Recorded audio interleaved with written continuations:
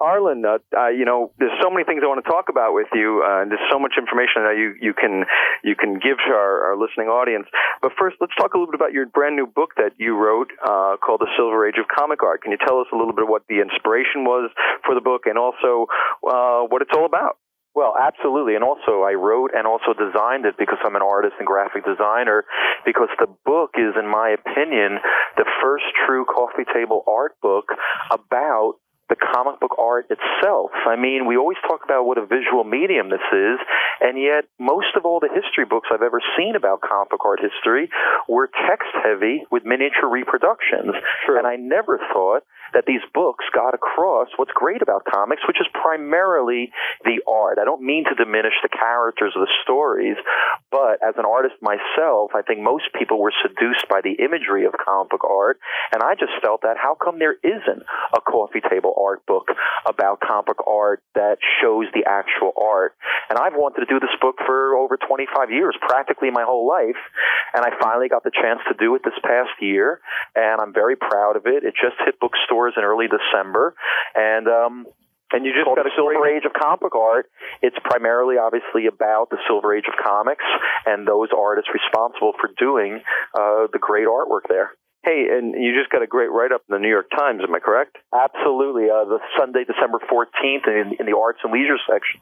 And that was also, one of my goals is this book is aimed towards the mainstream, not that I'm not also interested in comic book fans, obviously buying the book, but my feeling is this book is not about the characters per se. It's not about the stories. You don't have to bring a lot of baggage to this book to understand it. A mainstream audience of people who are into pop culture or into what are called the visual professions, editorial professions, who kind of know a little bit about comics but want to know more, this is the book for them, because the information I give you is all the information you need to understand it. You don't need to bring an entire history of sort of comic book geek knowledge. There are other books for that. Absolutely. Just to give the listeners an idea, I thought so much of this book. It's just such a beautiful book to look at and read that I think I bought about 20 copies as holiday presents for I need more customers like you.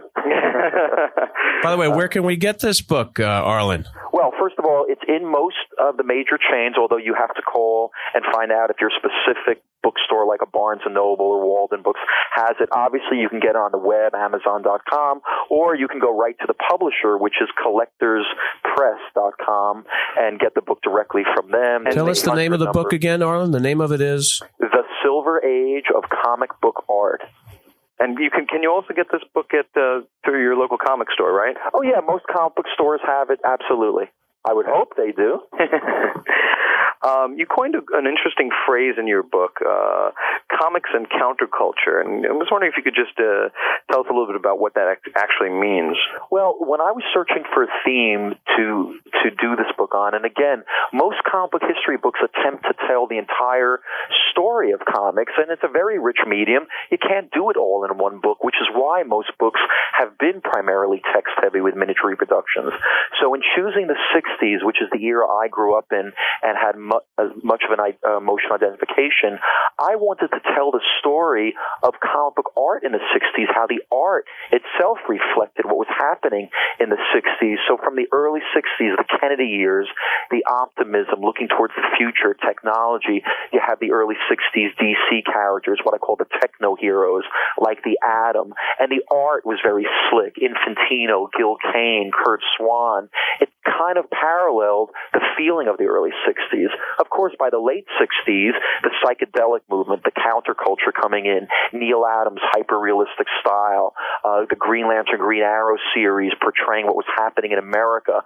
So I developed a thesis that basically said that comic book art and the characters reflected what was happening in the decade. So the same type of transformation that America went through from the Kennedy years to the post-Nixon years is the same transformation that comic book art and the characters went through as well, and that's a running theme throughout the entire book. So therefore, comics and counterculture was, in a sense, an original title, not of the book, but of the lecture series that preceded the book by a year. And let's talk a little bit about Spider-Man and his origins, because I know when I sat in on your class last year, you had very interesting insights into how Spider-Man was developed. Tell us a little bit about that. That's a great story. This gets into larger issues about who is the creator in comic books. Is it the writer who might come up with the idea originally, or is it the artist? Is it a 50-50 thing? Is it work for hire? These are all issues. But my feeling is, as an artist, that the idea of a Spider-Man, of a character who has the powers of a spider, that was bandied about for almost 15 years before the first issue of Spider-Man appeared in 1961. I actually believe that last week when we had John Snyder on, he was mentioning a little bit about the spider also. Absolutely. In the pulps, yeah. Go ahead. So there's a spider in the pulp. Stan Lee talks about that. There was Joe Simon, the co-creator of Captain America. He had a character called the Silver Spider. The whole point is that my feeling is all of those were failures, or they never saw the light of day. It wasn't until Steve Ditko in 1961 put pencil to paper and designed the costume that, in my opinion and many others, is the greatest, most unique costume in the history of comics.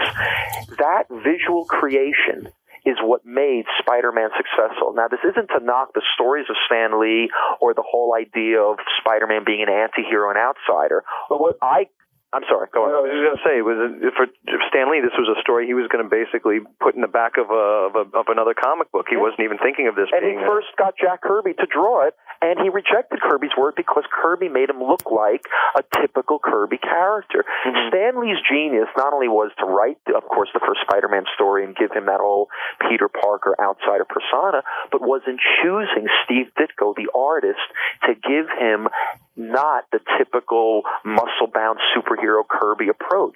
But I still maintain that even though Ditko was technically an employee of Marvel Comics, any artist who puts pencil to paper and brings a writer's creation to visual life is a de facto co-creator, regardless of whether they sign the contract saying they're work for hire. Ethically and morally, they are the co-creator, and that is why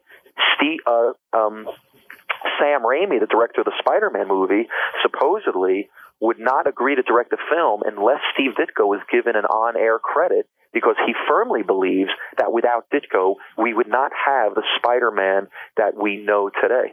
I can agree with that. I think that's when you read the first 38 issues, you see what Ditko started, and whether you like his style or not, it fit the story. There are a lot of comic books where you might not be a particular fan of an artist or a writer, but when you see these two people work together and how the combination of their work explodes onto the pages, you definitely realize that there's some magic going on there.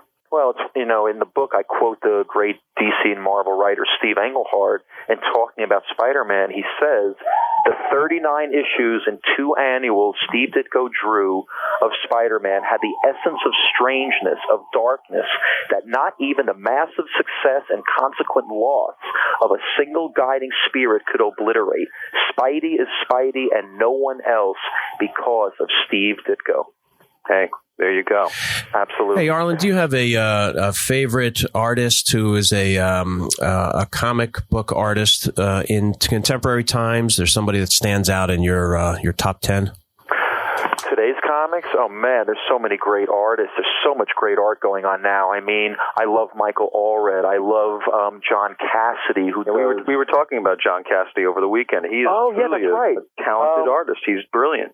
John Cassidy, J.H. Williams III and his partner Mick Gray, who do Promethea, are brilliant artists. Right. Then you get guys like Chris Ware, who I think comes from another planet, because I don't know how a human being does the work that he does. I mean, there's just what I tell people nowadays is that from the most hand-drawn pen and ink cross-hatching to the most state-of-the-art computer graphics, you could find the greatest artwork in comic books right now, going from one spectrum to the other. That's how many great artists there are now. Got about 2 minutes left, guys. And Vinny, I just wondered whether we can have Arlen give our listeners some words of advice about not only where his book is, which we've talked about once, but how to get more involved in appreciation of comic book art. Well, beyond that, Arlen, go for it with that. But also, I'd love you to talk a little bit about our next guest who's coming up, the great Jim Steranko.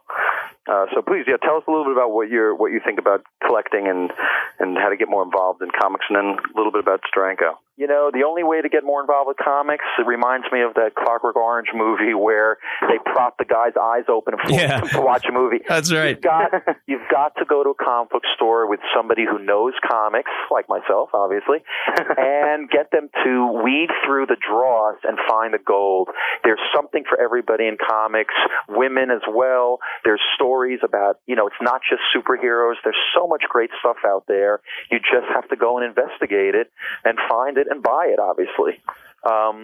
Getting back to Jim Steranko, this is a guy who in the late 60s, as one of the artists in my book, Paul Galassi, says, he was like the Jimi Hendrix of comics at the time, that Steranko's work, the psychedelia, the intensity of it just blew everybody away in the years like 67, 68, 69, 70.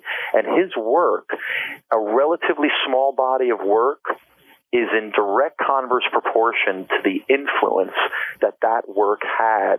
And it is sort of the equivalent of Hendrix. Not that Steranko died, obviously, but that brief comic book career had the same impact within the comic book field and beyond that Hendrix's guitar work had on rock and roll musicians to this day. And Steranko is just a one-of-a-kind, multimedia, multi-talented, incredible artist.